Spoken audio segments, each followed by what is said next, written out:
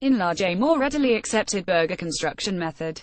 While much of the internet spent the weekend wondering which Trump associate was about to be indicted or freaking out about various sports ball home runs, there was another further brewing, albeit one far smaller in scope. It all kicked off when Thomas Backdahl alerted the world to the rather odd construction of Google's cheeseburger emoji. I think we need to have a discussion about how Google's burger emoji is placing the cheese underneath the burger, while Apple puts it on top. pic.twitter.com/3yc. Thomas Backdahl at Backdahl, October 28, 2017. Apple, which is in the process of rolling out new Unicode 10 compliant emoji, opts for a relatively photorealistic style, putting the lettuce underneath the patty but the tomato and cheese above.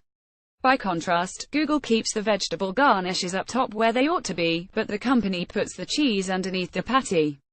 Shortly afterward, others began to note a wide variation in burger construction across different emoji implementations. WhatsApp is alone in including ketchup.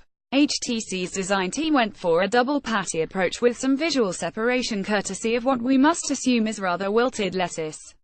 Mozilla's approach is the most bare-bones, backyard cookout style, with nothing to adorn its burger save for a slice of cheese and some sesame seeds on the bun.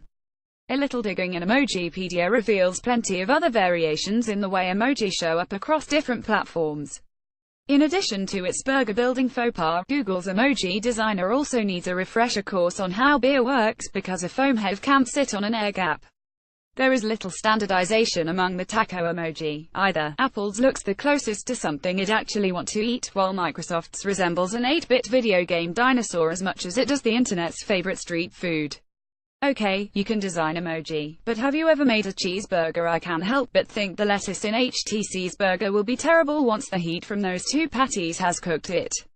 Mozilla's is the saddest cheeseburger. Dear Google, beer doesn't work like that.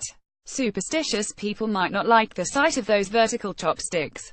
Twitter, Facebook, and WhatsApp are more culturally sensitive. Similar discrepancies exist within the category of bento box emoji, and more than a few takeout cartons might offend superstitious users thanks to poor chopstick etiquette.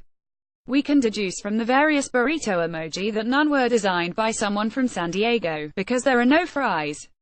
This may seem trivial or a distraction from more pressing events, but it's not the first time someone has sounded this particular alarm. Last year, Andrew Cunningham drew our attention to the risk of emoji fragmentation, warning that as the language grows and becomes more expressive, the potential for misunderstanding and fragmentation increases. In other words, in some futuristic world where we by and large communicate with each other solely through emoji, users' inability to get a proper cheeseburger everywhere may only be the tiniest of miscommunications. In the interim, someone in Mountain View might be using their search engine to learn a bit more about burger construction. Google's CEO saw Backdahl's wide-reaching tweet and expressed an interest in resolving the problem. We'll drop everything else we are doing and address on Monday if folks can agree on the correct way to do this. https://t.code Krungs1ag, Sundar Pichai at Sundar Pichai, October 29, 2017.